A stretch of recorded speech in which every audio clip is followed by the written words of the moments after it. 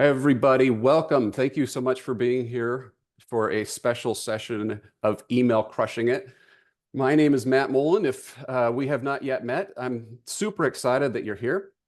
And I have a very special guest today that has that has had an impact on my career. And there's a reason that he's here. I don't even know if I've told Greg this yet. But Greg and I met. It's been some time in the last decade here in Arizona. And my company was going through a particularly difficult time related to some stuff that we're going to talk about here that Greg is going to help. And he has no idea the impact he had when he worked with us. I don't think he has any idea the transformation that took place inside our company to figure out who we were, and what we were trying to become, especially during, it was a tumultuous, kind of a tough time for us.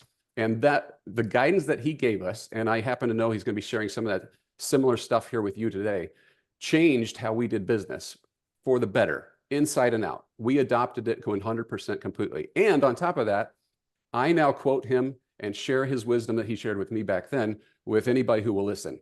And so some of the main reason that we're having this conversation today is because of conversations I've been having with you, my clients, my students. There's stuff happening in the space that's a little disconcerting. There are Google updates that may have helped or in many cases hurt some of your rankings. We have AI that is a thing that we need to account for as it relates to content creation.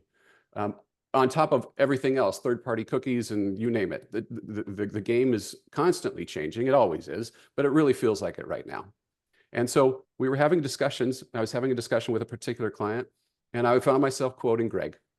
And I was like, you know what? People need to hear what Greg has to say. All of my clients, all my students need to hear this right now. And I think that this is super timely. I want to give the official introduction here. Greg Head is a 30-year software industry professional. He has been involved with companies of every size, but I know he has a special place in his heart for startups and small businesses because he's built them, he's helped them grow, and he currently does that today as through his program, Practical Founders. If I understand it, Greg, maybe I'm gonna get this wrong. He brings founders together in a community where they can work together, solve each other's problems, help support each other, and then he's able to share his expertise and help through that process. So he's a well-known speaker on many topics, and he's a personal mentor of mine, and I'm thrilled to have him here. Greg, thank you so much for joining us today. I really do appreciate it. Thanks, Matt. I could see your crowd growing, so I'm glad to be here with everybody. I'll jump right in. Matt, should I just start sharing? Yeah, and go for it. We'll rip it here. Yes. And does everybody scheduled for a half hour, something like that? Is that what it is? So, okay. So I'm not gonna, go deep on this topic, but it's an important topic. And I think I can, one of the few people that can hurry up and get through some really useful stuff for everybody. So thanks for your kind words, Matt. So this is a common problem. It's actually a universal problem for startups and small businesses and tech businesses, individual bloggers. The positioning, the branding game is, both are laws of nature that can't be defied in the long run. It can be used in different ways, but there's some rules of the road. I didn't invent them. I didn't invent the word positioning. I'm describing them in a modern way that's useful for founders, but I'm not making this up. This isn't my secret sauce. It's actually counterintuitively a law of nature that cannot be defined. It's been there forever, but it's hidden in plain sight. People don't see it. It's not obvious, and that's part of the fun of this game. And one of the ways that startups can stand out, and grow is when they play this game well. So we're talking about positioning today, which I'll distinguish from branding. Positioning is more of a logical brain side thing, which all of us have. By the way, the human brain stuff is the stuff that hasn't changed in 20, 50 years, 100 years. it's all this other technology and Google's latest algorithm that has changed. But what's going on in our brains hasn't changed. So it's a reflection of what's happening in the brain. So positioning is the logical brain stuff. Branding is an even bigger word and more obtuse. Brand has an interesting brand, as everybody's got a different definition of it. Branding is more the everything, including feeling side. So there's two sides of it. We'll jump right in here. When the word positioning was created by in the book Positioning by Al Ries and Jack Trout, who I knew back in the 90s, they were saying there's an explosion of products and media and everything, and we're still saying that. Now there's websites, content creators, social influencers, AIs coming to explode on top of that. And so in this sea of messages and content and things to sell and so forth, part of the game is creating the content and, I don't know, finding tactical ways to get in front of people to just get started. And for most of you, that's probably SEO and playing the Google algorithm there. There's other ways to do it. If you're a restaurant and you start on a street corner and maybe you put flyers in the neighborhood, there's always a ways to get started. But in the long run, if you're trying to keep going and keep growing, which in my world of startups, that is the goal, not to be just a small business, but, to make something bigger. But with all this stuff going on, the real question about positioning is, which one are you? And the position is literally a metaphor for having a piece of real estate in somebody's mind. When they think of this, they go to that piece of real estate, and you own that real estate. You own that position in their mind. If I say fast hamburgers, you probably think McDonald's.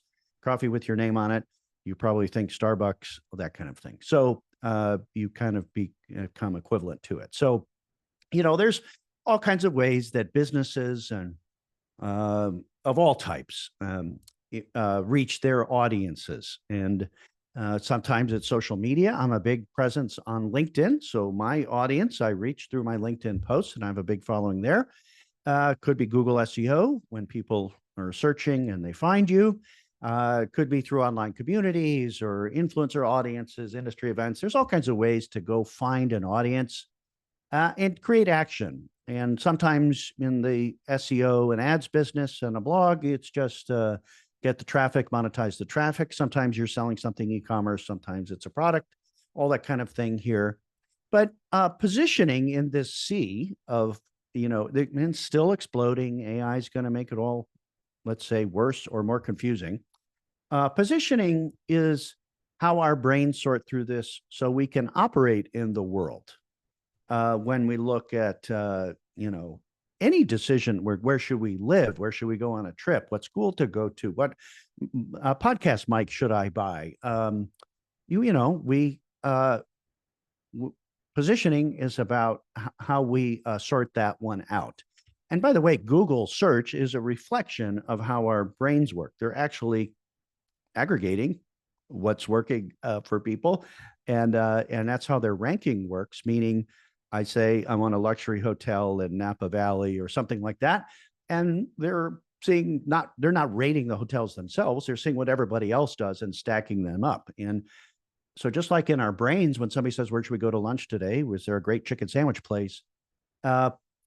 Google does the same thing, and ranks it there. So, that's kind of a logical reflection of how we do this sorting thing. So just briefly about me, I've been growing and scaling, if you will, big software companies for 30 years. Now I help early stage software founders for podcast. And so positioning is one of the strategic elements that's part of that startup game. You got to build products and go to market. There's all kinds of mechanics to it, but positioning is something in the game that you have to figure out. And if you want to get big, you have to solve. So it's one of those things. So in my world, I've created a position around what I call practical founders, who are software founders who are creating valuable companies without big funding. There's a myth that you have an idea and then you get big funding and then you get big. Most of that doesn't work, the VC funding, and most software companies don't actually have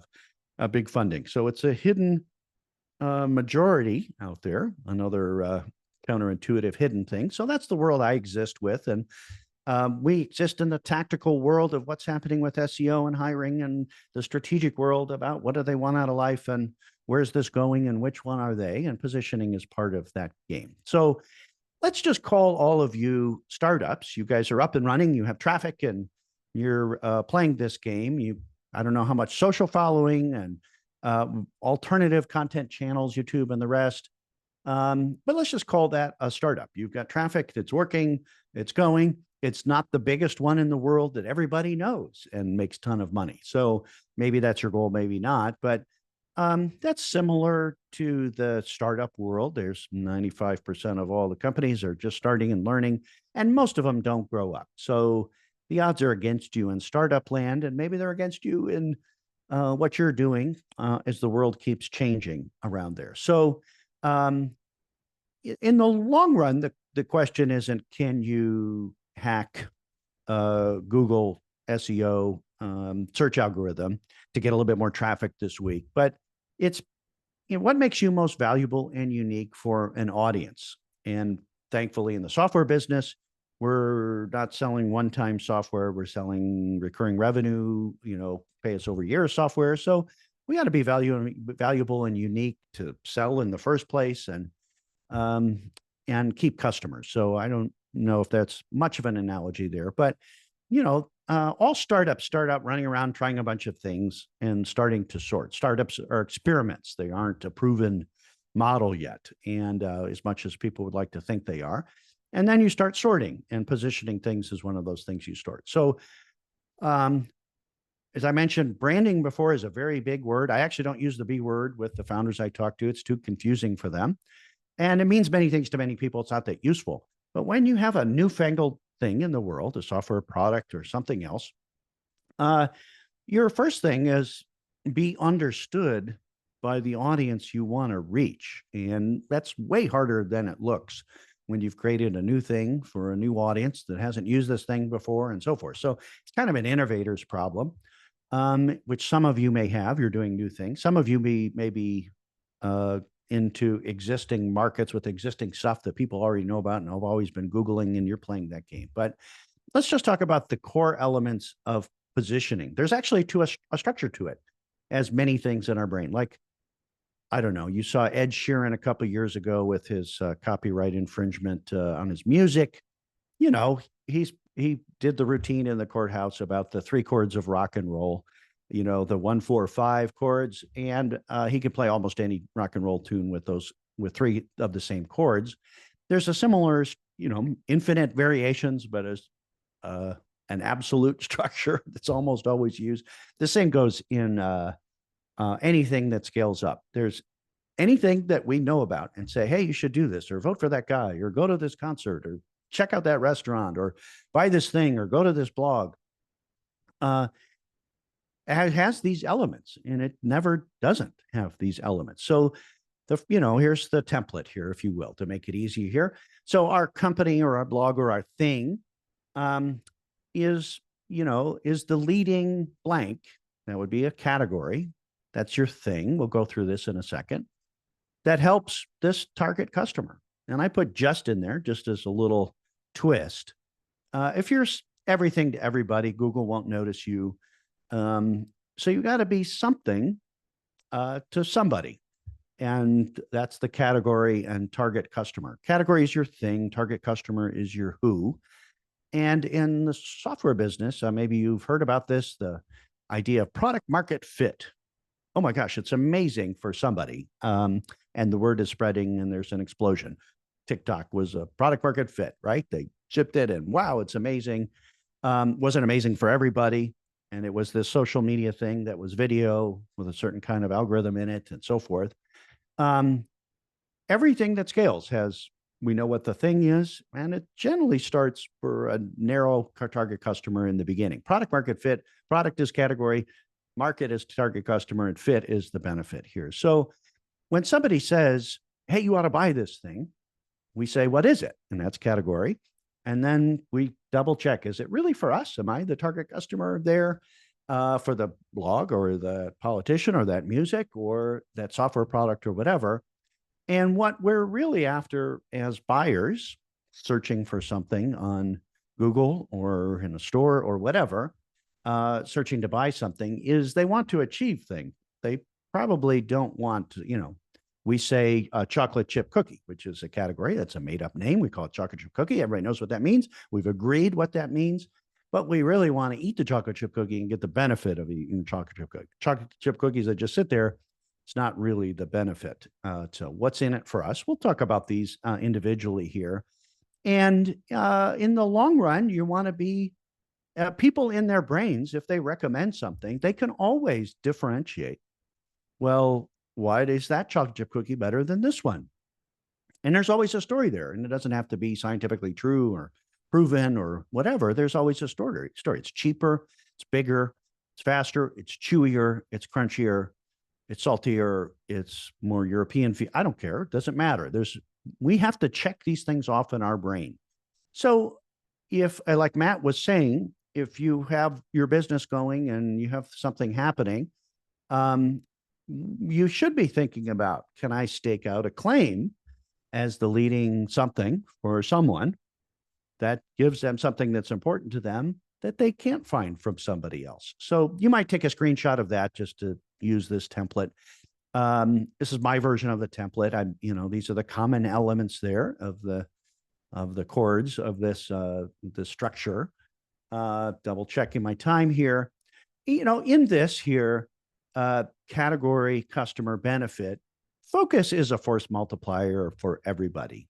What do you make? We ask the chef. Well, I make everything, Well, a restaurant is one kind of food in one place for one audience.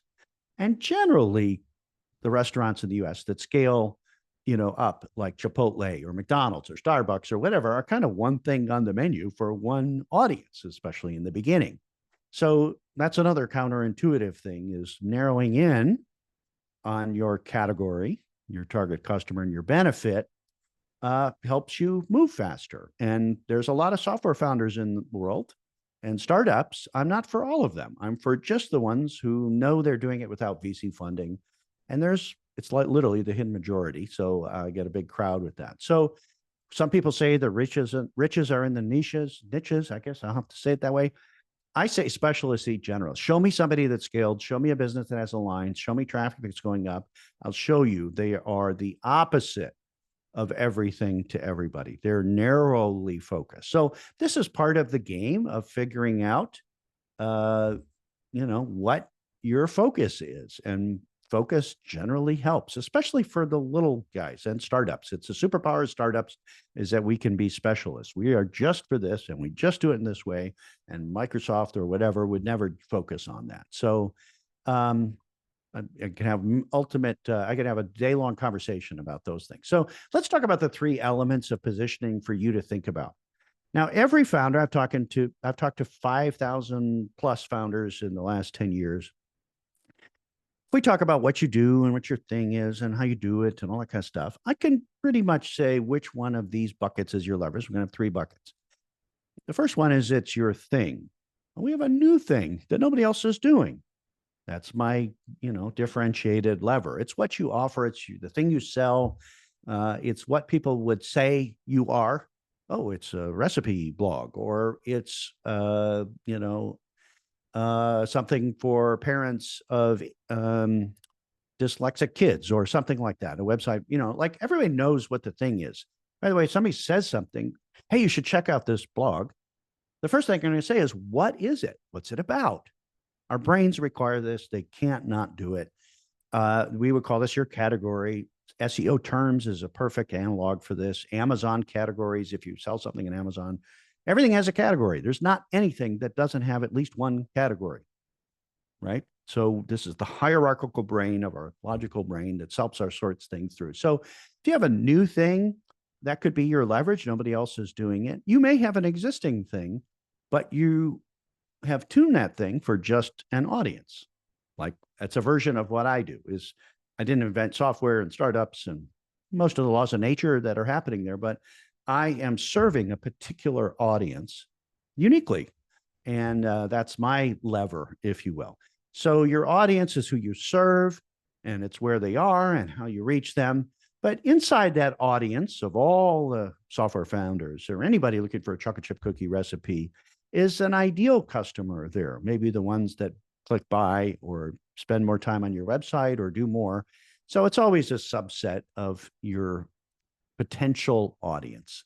So that most new entrepreneurs were never taught that focus is the ultimate game and you can't be great at everything to everybody. So hurry up and narrow in and, you know, keep narrowing until when your leverage goes up. So almost very few founders are so narrow that they actually have to widen out to grow their business. Mostly in between, in the software business, 1 million in revenue and 10 million. That's where startups grow up, you would say. It's mostly about narrowing in. It isn't everybody. It's just these folks and so forth. So anything that has a line is known as that thing for a specific audience. And the third thing is the unique benefit. These are the three chords of positioning your unique benefit for that audience, your ideal customer. We do this particular thing for this particular customer so they can get the benefit of this, so they can live a better life with dyslexic kids, or so they could, there's always a reason. When we're searching Google SEO or asking for referrals or whatever, we're actually searching for the thing we want, which is the benefit. And we're using common language about the thing, whatever the names are we call, all that category stuff. And we're looking for something that serves just for me. So those are always the three levers. You may have something that, it's not the unique thing and it's not a unique audience, but you have the cheapest one. This is most stuff on TV ads or everything everybody knows, but we're the cheapest one. We're the one with Michael Jordan endorsement, or we're the one with blank, right? That why we're different. Most startups are innovative things or innovative audiences. So there's all kinds of levers in there. You would probably choose which one of these is your thing. Which one of these is your lever? Is it your what you sell? Is it your audience or your unique benefit? From the outside in, when we come to your website, this is what we're thinking. You can literally do bingo on a front page of a website and say, what is it? Is this for me? What do they really do for me? So usually the hero image on a website is the unique benefit, and they're alluding to the audience, and it's very clear that we are the leading X or something like that. So those are the beginning blocks. Now, you don't need any of these to get started and get traffic and get going, but you do need these to create a sustainable business, literally own a position in people's mind about what it is. And a sustainable business owns that leadership position out there. So I'll just kind of wrap it up here. I was a little introduction to the structure of positioning. The ultimate growth goal, if you see the super bloggers and the super podcasters and the super social media and the super startups and the super whatever, they have achieved this, which is another form of the same thing. They are known as the best in their market for something important to someone specific. Now, this is my definition of it. And I think if you take anything out that's capitalized, it doesn't work. Doesn't matter if you're the best, if you're not known. Doesn't matter if you're the best, if it's not in your market. Maybe you're known, but not in your market. That's kind of silly. And that happens sometimes. People click on stuff and stay on stuff and buy stuff and use stuff and recommend stuff when for them, someone specific, it does something really important for us. That's amazing. And that's really the position that you want. So whether it's Taylor Swift or, the latest political star, or the cool thing that everybody's buying, or the travel destination that people want to go to, or the software startup here, they're known in the best in the market as something important for someone specific. So that's another way to think about it that might help translate your tactical advantage, your traffic that you've gotten into something longer term that you could leverage across platforms, right? And get the referral game there. So just a few things about me, just to reflect of how I do things. There's practicalfounders.com if you want to check it out. I'm on LinkedIn. I write about this all the time. I get 5 million views on my LinkedIn posts every year. I'm a top voice in the 1% of 1% on LinkedIn because I'm talking about what's important to my audience of founders. And, I have a magnet and so forth. What's important to them is I want to create a company without VC funding that I could someday sell for 20 to 100 million. And this is where most of the action is for founders these days in the software game. So, just a little example of what I'm doing. It's not applicable to you guys there. So I'll just stop there. Maybe I'm on time and we got a few more minutes there. I'm happy to take questions. Matt, if you want to moderate questions that come into the side, or if people have a few questions there. There's books on positioning. You could read the classic book, Positioning and the 22 Immutable Laws of Marketing from Al Ries and Jack Trout, that, really hit the foundations and hit the three chords. And there's different versions of that work in different worlds. So anybody have a question for me or a thought? Greg, thank you so much. Well, I have people, they're sharing some questions. I've got some queued up here. There are some, I love how you've been talking about, some of the aha moments for me. I'm just going to reiterate mostly for my own purposes. As you started into that, I think one of the things that I often kind of neglect in the day-to-day grind of doing the business, doing it, is what makes you most valuable and unique. Just because sometimes we get caught up in the content creation hamster wheel. Only everybody does that. Yeah, I have tasks to do. I have a spreadsheet to fill out, or I have this, in my case, I have a shiny object and I think I need to go tackle this right now. And that takes me away from what makes me most valuable and unique. The other thing that I loved is specialists eat generalists. Now, that's actually been true in this particular part of my career for me, is that I've specialized in email marketing. That's why you're here. That's why I'm here. You said there's a positioning thing. Who's known as the best in my market for this, and that's why I'm here. And it's part of that I think a lot of people miss out on as they're building something from the scratch. You said it. They have this idea, but they haven't really honed in on that. We had a couple of questions that I think illustrate that. I'm going to not sure who said it. Oh, Cheryl. So using a chocolate chip cookie as an example, I might develop 20 different recipes showing my expertise in this category. Is that correct? Is that how you see that, Greg? Yeah. And any one of those Google could pick up and you could push out on social media, and they're all true recipes, right? They're all going to work to some extent, but let's just play with that. So first of all, it's not all recipes, but there's maybe a lot of chocolate chip cookie recipes. We had Mrs. Fields back in the day. Now we've got Tate's, the crunchy ones, and there's all kinds of ways there. So specialists eat generalists, keep going. We all probably live near coffee shops where they have a long line in the morning, and there's 6 coffee shops and they all have a different audience and a long line, right? So I'd keep going in chocolate chip cookies. I don't know that, I don't know if we're just playing the Google algorithm or whatever, but some people like organic chocolate chip cookies, or huge ones, or the gifty ones you can make a cake and surprise your kids. And so generally narrow you make it either with each recipe. But what you do is you turn that tactical advantage, I'm on your chocolate chip cookie thing, to say, oh my God, this is the place for chocolate chip cookies, or organic, or something like that, whatever your specialty is, and attract people to it. That's the content game. We're putting out useful content to people to get them aware that we're the one who does this for these people. So another way to follow up on that. I'm guessing that I have people on this call, or they're listening to this replay, that consider themselves a lifestyle creator. Maybe they've got travel content, they've got recipe content, maybe they've got content about owls on their back porch. Maybe they've got all sorts of different things.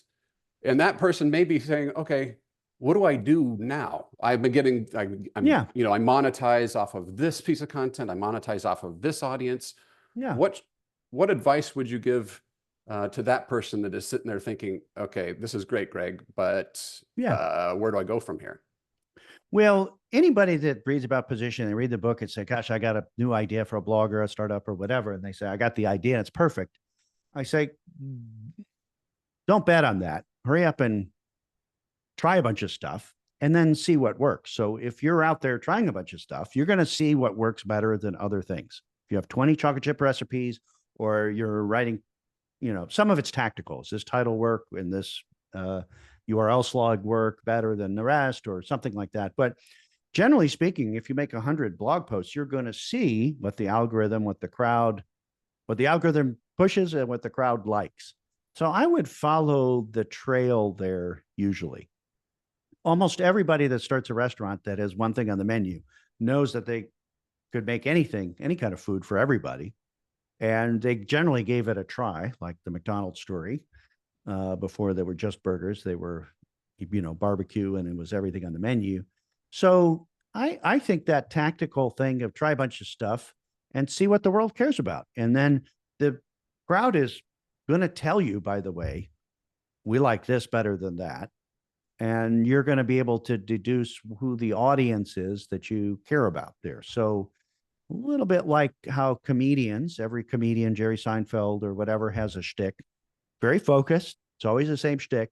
They don't change it. They've been doing it for all these years.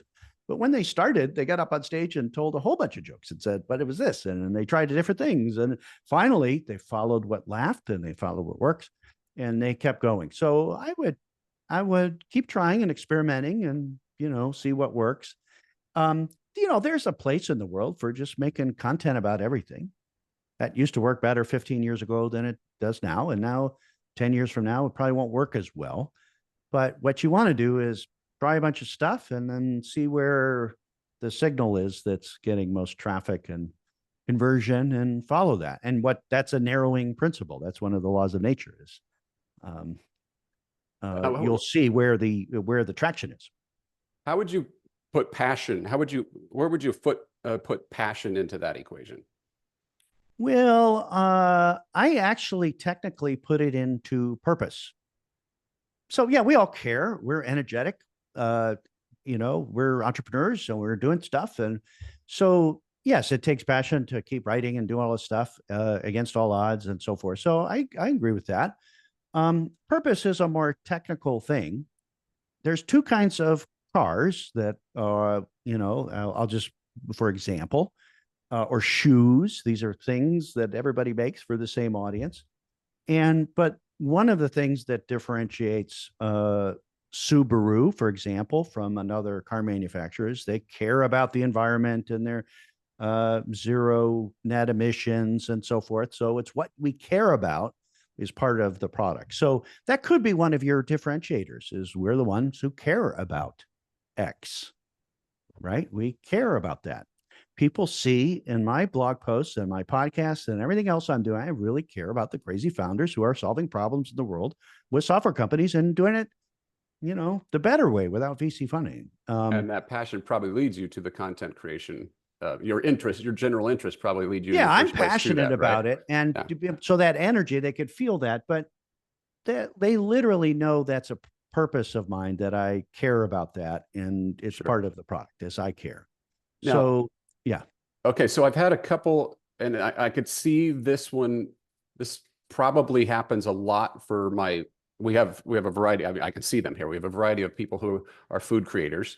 So, and some bloggers have it very narrowed, have figured out they are for military personnel for Disney, who love Disney. That's pretty narrow. But if you are into baking, for example, and Tammy asks, since baking is such a broad blogging category, do you niche down into multiple categories within baking? How do you view that? Well, generally, I would use the metaphor of a busy street with lots of traffic, and you're in the restaurant business, right? And there's an open lot and you want to put a restaurant on that busy street. Yes, you could do all kinds of things, but if you want to play a bigger game, you show up and slide in there, and you can see that there's 6 burger ones. So you don't want to be another burger one that's exactly like all the other burger ones. So you got to be a burger one that's different. The biggest burger, the cheapest burger, the fastest burger, the something.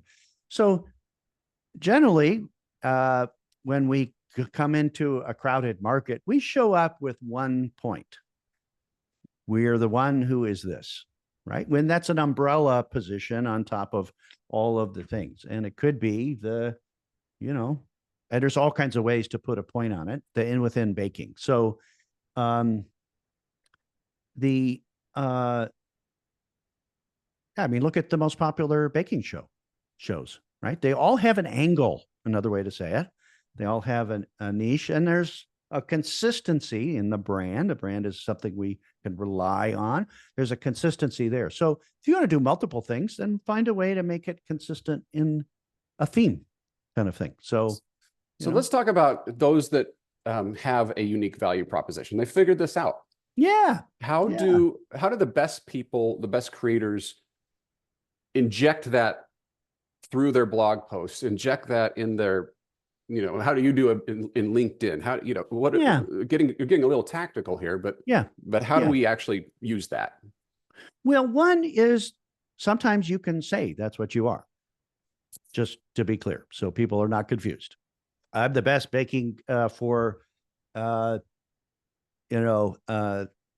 ex-Marine Corps, who want this kind of nutritional thing or whatever. Like there's all kinds of, right. You could just say that and be clear about it. And I'm totally familiar with, like, of all the things I could be, and then like literally just saying what I'm at. That's a psychotic exercise for most of our brains, mine included. So repeat that over and over and over again. Yes. Practical founders build valuable software companies without big funding.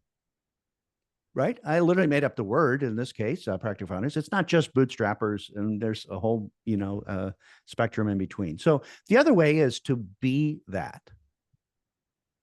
And by the way, everything gets easier when you have a focus. If you're just this for just these people and writing content, now you know the angle. And you don't have to be for everybody. And what should I say for those people and so forth? So things get tighter there, and you can continue to repeat your story there.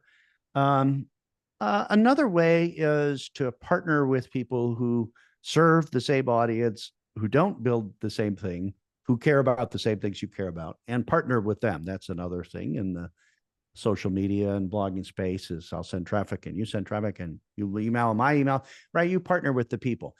Here's an interesting thing. When you say, I'm not just about baking just chocolate chip cookies, I'm about the best organic chocolate chip cookie that does this, right? Once you declare that, if there's enough people out there and people can see that, if you've done it right, and you could see, you could follow the traffic, people will want to partner with you. Oh, you're the specialist who does this. People partner with specialists who do something complementary. So it's kind of a beacon, by the way. The beacon is, when we show up at Google search or show up to buy something, it's us looking for a benefit, and we're using the code word of the category to find something that will solve that problem. And we want the best for us for that thing. We're looking for a specialist. When we injure an elbow, we don't want a generalist doctor who, by the way, makes the least money in medicine. We want the specialist who does elbow surgeries for just people like me, middle-aged tennis people or something like that. So, and we'll pay extra for that specialist. So declaring yourself in the world helps people see it, helps Google understand better who you are, but it also helps partners show up too. So, I want to build on that for just a moment, because your partners are actually positioning you in that scenario. In this scenario today, I have positioned Greg as a subject matter expert in this particular space. And so when you can partner with somebody who understands, they also, with that unique value proposition, they start to understand, how do I talk about you? Because I didn't even know how to talk about you previous to this. And now I do. And therefore I'm more willing to talk about you because I get who you are and what you do. Right. So remember, positioning is not what you say. It's more what you do, but it's really what people understand on the other side. It's a reflection in their brains. It's an outside in thing. Yeah. You say, what's our position in the market? And we say, well, you don't know. Let's go ask everybody. How would you describe Matt to somebody else who was a blogger? And some people say coach, and some people say he's an educator. Some people say whatever. I don't know what they're going to say. That's your position. That's the truth. The truth is what's in the heads of the audience that cares, right? And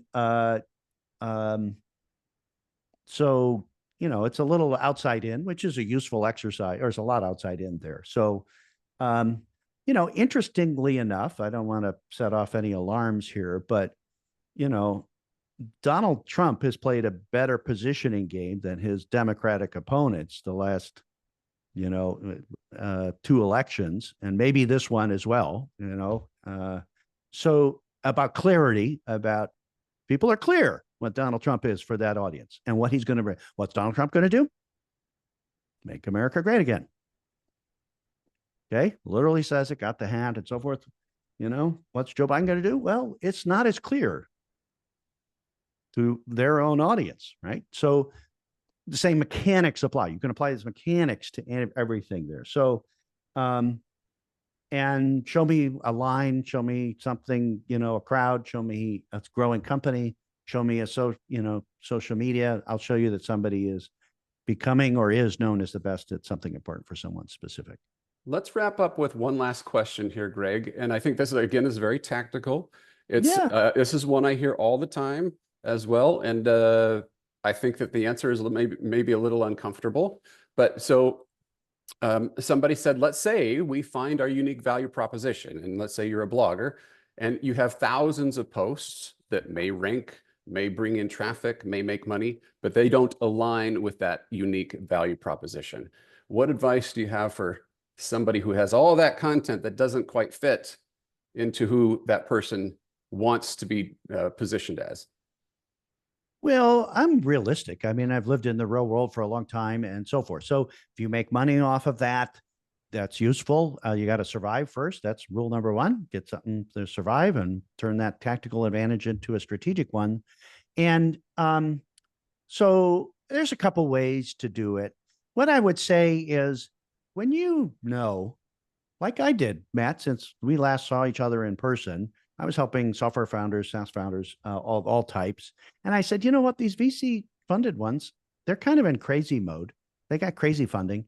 They're trying to be a billionaire. They're not listening to practical Greg, even though that's what I did for a long time. I like the hardcore serious ones who are over here. These are my people. And I narrowed in. My signal strength went straight up. So I literally stopped talking about all the other stuff. And that's the brand. We want to look at you in 7 different ways and see if you're consistent and so forth. So there's a lot of content in the far reaches of the blog that doesn't reach the front page of your messaging and so forth. Isn't necessarily bad. But focus requires cutting off something. It requires saying no. It requires stop doing in most cases, right? Most chefs could make any kind of food. In order to make a restaurant that gets a line, it's one kind of food in one place for one audience. And generally, the shorter the menu, the longer the line. Isn't that interesting magic trick? The Rolling Stones still just play the Rolling Stones music. They can play any kind of music they want, probably.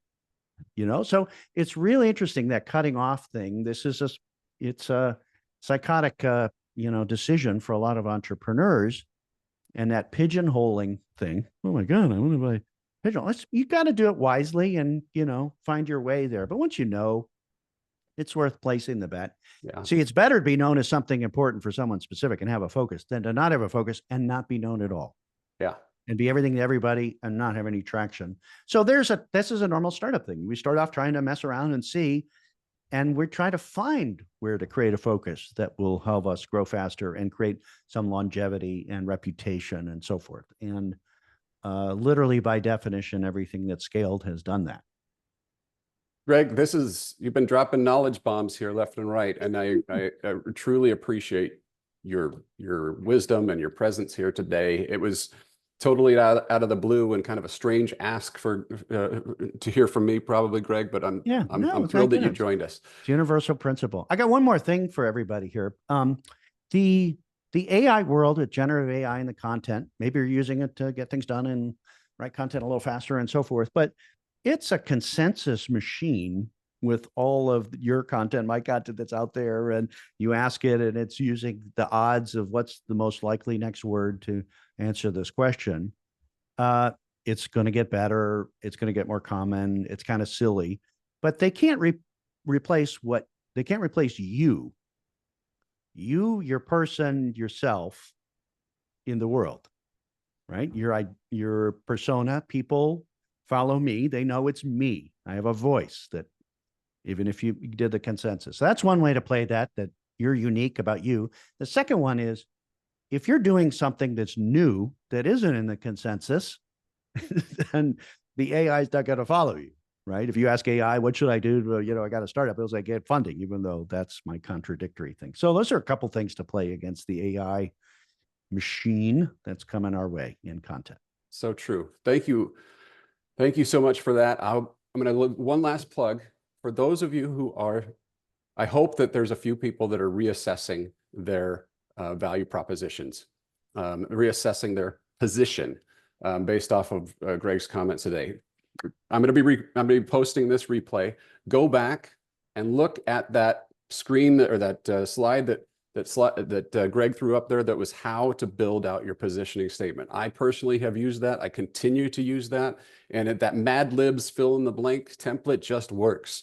It forces you to think about what makes you most valuable and unique. Who is your ideal customer? And just narrowing that down has really, really helped me with my thought process. So I hope it will help you as well. Thank you again, Greg. Thank you everybody for being here. Go out, have a great day. If you do anything besides positioning or email, you're probably doing it wrong. We will see you later. Thanks, everybody.